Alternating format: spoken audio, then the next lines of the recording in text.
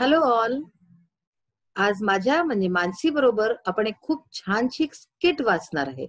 Excuses a skit. Skit काय असते? एक प्रहसन, एक नाटिका. तशी एक नाटिका आहे ही लिहिलेली. हिचं नाव आहे एक्सक्युजेस. हिचं काय अर्थ आहे? एक्सक्युजेसचा अर्थ आहे जे आपण बहाणे बनवतो. बहाणे खूप प्रकारचे असतात ना, ते आपण बनवतो. त्याच्यावरती एक खूप मजेदारशी कॉमेडीची ही एक नाटिका आहे. चला वाचूया एक्सक्युजेस अ स्किट. तर जसं नेहमी आपण करत आलोय वॉर्मिंग अप एक्सरसाइजेस, त्याच्यापासून सुरुवात करूया आणि त्याच्यानंतर आपण ही स्टोरी रीड करूया. सगळ्यात आधी चिटचॅट मध्ये बघा, do you come to school on time every day? काय तुम्ही रोज टाइम वरती, वेळेवरती शाळेत जाता? तर ह्याच्यावरती तुम्ही आपलं उत्तर येस किंवा नो मध्ये लिहू शकता, सांगू शकता की yes I come to school on time every day किंवा no I don't come to school on time every day. What do you feel when you are late? तुम्हाला कसं वाटतं जेव्हा तुम्ही लेट होता? तर ज्यांना आता सवय असेल ना त्यांना काही नाही वाटेल, आय डोंट फील एनिथिंग किंवा असंही लिहू शकतात. पण ज्यांना सवय नसते, जे कधी कधीच लेट येतात, तर ते काय लिहितील? I feel bad when I come late. What action is taken in school on late comers? तुमच्या शाळेमध्ये जे लेट कमर्स येतात त्यांना काय दंड किंवा काय ऍक्शन घेतला जातो त्यांच्या खिलाफ? तर ते तुम्ही लिहू शकता. सपोज काही शाळांमध्ये कसं असतं की त्यांच्याकडनं टास्क लिहावले जातात किंवा आणि काही असतं, तर ते तुम्ही तुमच्या शाळेत जसं होत असेल तसं सांगाले. Do you give excuses for your late coming? Are they true or fake? काय तुम्ही तुमच्या शाळेत उशिरा याय करता कधी एक्सक्युजेस दिले आहेत, बहाणे दिले आहेत, आणि काय ते खरे असतात किंवा खोटे असतात? फेक म्हणजे काय? खोटे. Y is punctuality so important in life? Punctuality म्हणजे की जे आपण टाइमशीर काम केलेलं ते फार जरुरी का आहे आपल्या लाईफमध्ये, आपल्या जिंदगीमध्ये? तर ते फार जरुरी आहे, कारण की आपण जर पंक्च्युअल राहू आपल्या कामात, आपण टाइमशीर काम करू, तेव्हाच आपलं प्रोग्रेस, आपलं सक्सेस सगळं त्याच्यावरती डिपेंड करतं. म्हणून punctuality is very important in our life, as our success and progress depends on punctuality only. if we are punctual, we are on time, then only we can do a thing on time and we can do anything. तर अशा प्रकारचे याचे answers होतील. आता बघा इथे दोन jokes दिले आहेत. जोक्स तुम्ही वाचत असाल, बोलत असाल, आपल्या मित्रमैत्रिणींना सांगतही असाल की चल रे आज तुला एक जोक ऐकवतो किंवा जोक ऐकवते. तर असे दोन जोक दिलेत, फार मजेदार. आपण वाचूया. टीचर टीचर म्हणते, Asif why are you crawling into the class? ती आसिफला विचारते की आसिफ तू आज क्लासमध्ये, कक्षेमध्ये क्रॉलिंग का करतोय? क्रॉलिंग म्हणजे काय असतं? रांगणं. तर तू रांगतो का आहेस क्लासमध्ये? तर आसिफ काय म्हणतो? I am sorry teacher. Sorry म्हणतो आणि काय म्हणतो? But yesterday you want me not to walk into the class late.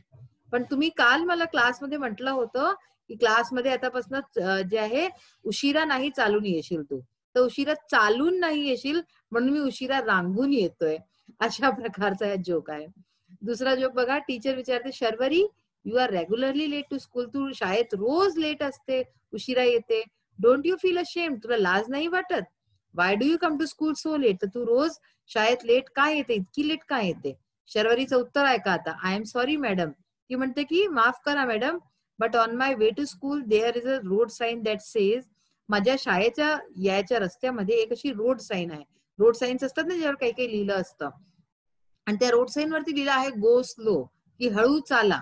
And ma'am you have instructed us to always follow that road signs, की तुम्ही आम्हाला म्हटलंय की नेहमी जे रोड साईन्स असतात त्याला पाळा, त्याच्यावरती जे लिहिलंय ते करा. तर म्हणून मी गो स्लो म्हणजे मी हळू चालून येते. तर हे गो स्लो कशा करताय की बाई आरामाने चाला, जे गाडीवरती असतात त्यांना म्हटलेलं आहे, पण ही मुलगी शर्वरीची ही अशी तिथे तर हे म्हणजे एक्सक्युजेस दिले या मुलांनी.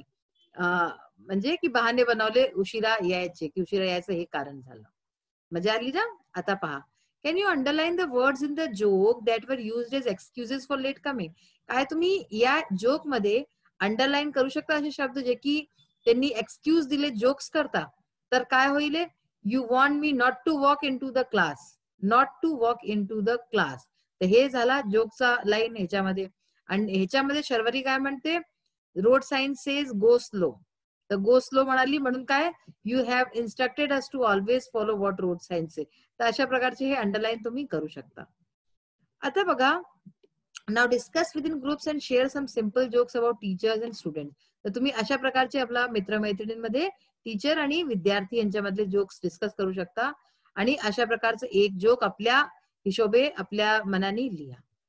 आता बघा तुमचा जो ग्रामर पोर्शन आहे जो महत्वाचा असतो तो आहे रिपोर्टेड स्पीच. हे सर्व जेही याच्यात ग्रामर मध्ये दिलंय हे तुम्ही नीट ऐका आणि लक्ष देऊन ऐका, कारण की हे सगळं तुमच्या एक्झाम्सच्या रिलेटेड असतं. रिपोर्टेड स्पीच ही काय असते? Speech or dialogues can be reported in 2 ways. Speech किंवा जे डायलॉग्स असतात, जे संवाद असतो, त्याला 2 प्रकारले लिहिलं जाऊ शकतं, डायरेक्ट अँड इनडायरेक्ट. तर हे डायरेक्ट स्पीच आणि इनडायरेक्ट स्पीच अशा 2 प्रकारे असतं. हे दोन्ही येतात तुम्हाला स्पीच मध्ये. When exact words of the speaker are reported, we call it direct speech. जेव्हा स्पीकरचे जे बोलणारा आहे त्याचे एक्झॅक्ट वर्ड दिले जातात तर तेव्हा त्याला काय म्हणतात? Direct speech. When exact words of the speaker are not reported but just its contents, we call it indirect speech. पण जेव्हा डायरेक्ट शब्द जे त्यांनी शब्द लिहिलेत एक्झॅक्ट वर्ड ते नाही यूज करून आपण इनडायरेक्टली सांगतो तेव्हा त्याला काय म्हणतात? Indirect speech. सपोज करा जसं हे वरती जे आपण आता वाचलं हे सगळं डायरेक्ट स्पीच मध्ये आहे. ठीक आहे ना? हे जे टीचरनी म्हटलं, जे आसिफनी म्हटलं, टीचर आणि शर्वरीचे संवाद, हे त्यांनी जे बोलले तर हे सगळे काय आहे? हे डायरेक्ट स्पीच आहेत. तर अशा प्रकारे डायरेक्ट आणि इनडायरेक्ट असतात. डायरेक्ट स्पीच बघा, Amar said I shall come to meet you tomorrow Sanket. तर अमर म्हणाला की मी तुला भेटायला उद्या येईन संकेत.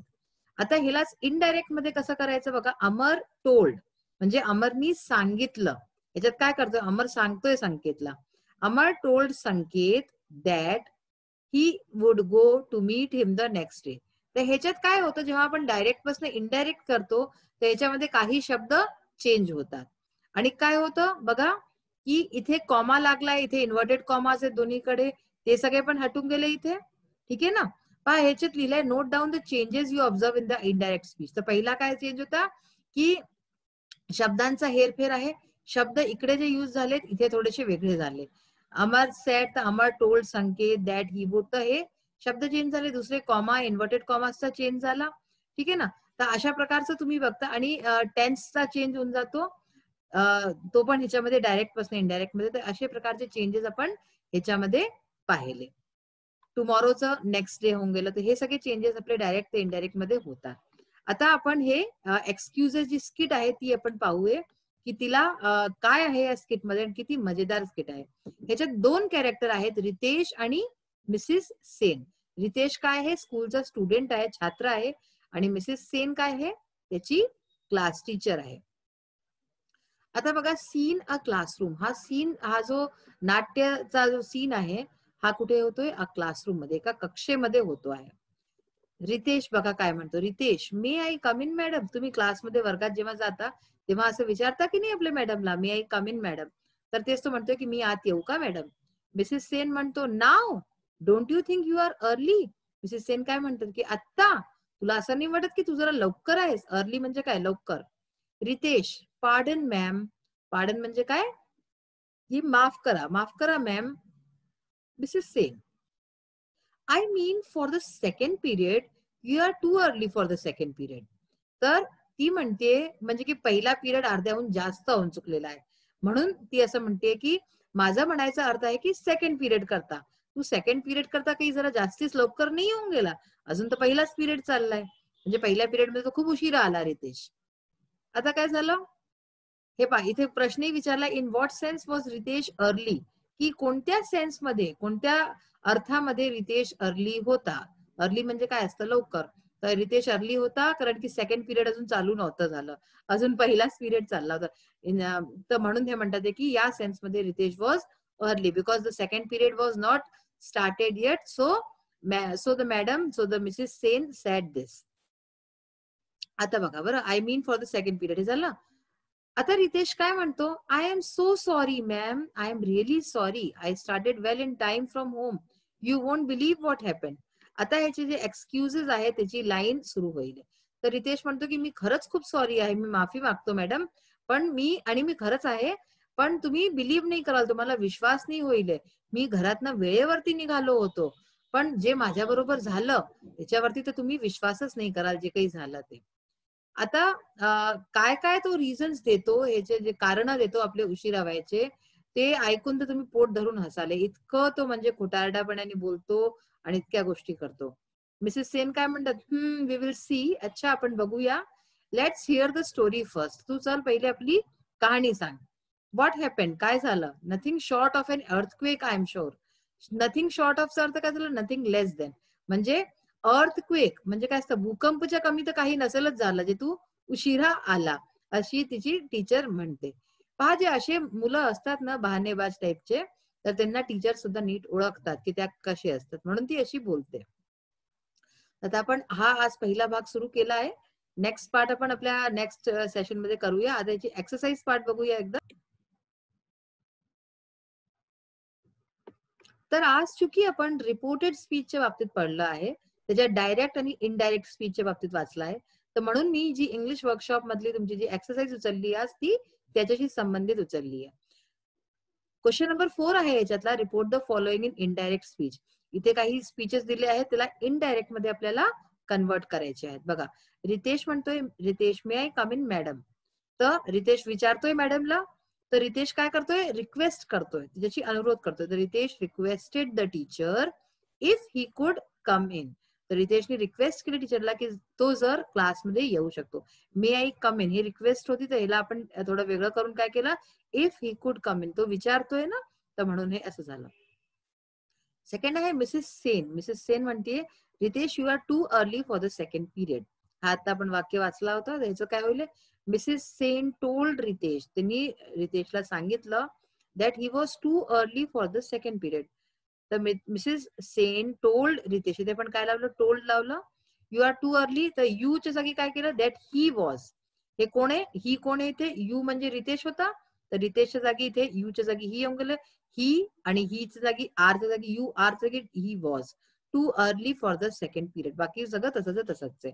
तर ही म्हणून, कारण की हे रितेशच्या वरती युज होत आहे. Ritesh, I had left my bag at the shop. Ritesh म्हणतो की मी आपला बॅग शॉप मध्ये सोडला. रितेश सेड दॅट, इथे रितेश सांगतोय. रितेश सेड दॅट, आईच्या जागी ही येऊन गेलं. बघा, हे कोण आहे? ही म्हणजे आई, हा रितेश आहे ना. तर he had left his bag, मायच्या जागी his bag at the shop. Ritesh, I am sorry madam. Ritesh told the teacher that he was sorry. कोण सॉरी आहे इथे? आई म्हणजे कोण आहे? रितेश आहे. तर म्हणून ही आणि एमचं परत वॉज. इथे नेहमी प्रेझेंटचं पास्ट टेन्स होऊन जातं, हे तुम्ही लक्षात ठेवा. प्रेझेंट टेन्स मध्ये जरी सेंटेन्स असला तरी तो पास्ट टेन्स मध्ये कन्वर्ट होऊन जातो. तर तुम्ही आतापर्यंत जितके सेंटेन्स बघितले तसंच झालंय. Ritesh told the teacher that he was sorry. Mrs Sen, there's a story writing competition. Mrs Sen काय म्हणते की एक स्टोरी रायटिंग कॉम्पिटिशन आहे. तर ह्याचं काय होईल? Mrs Sen said that.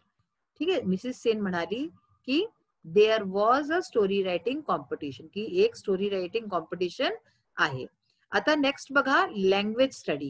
तर अशा प्रकारे आपण पाहिलं की डायरेक्टला इनडायरेक्ट कसं करतात. आता आपण बघूया next language study. Language study मध्ये म्हणजे ग्रामरशी रिलेटेड जे काही एक्सरसाइजेस आहेत ते आपण बघूया. हे तुमच्या पुस्तकात दिलेलं नाहीये, हे त्याच्या वेगळं आहे. हे जे तुमच्या एक्झाम्स मध्ये येतात त्याच्याशी रिलेटेड तसे टाईपचे मी प्रश्न काही बनवले आहेत. आणि असं कोणताही प्रश्न येऊ शकतो, तर तुम्हाला त्याची जाणीव असली पाहिजे की कसं करायचं. Make 4 words minimum 3 letters using the letters in the word investigate. Investigate या शब्दाचा युज करून, याच्यातले लेटर्सचा युज करून मिनिमम 3 लेटर असले पाहिजे असे वर्ड्स बनवा. तर बघा, इन्व्हेस्ट, गेट, इन्स्टिगेट आणि नेस्ट, हे अशा प्रकारचे आपण शब्द बनवले.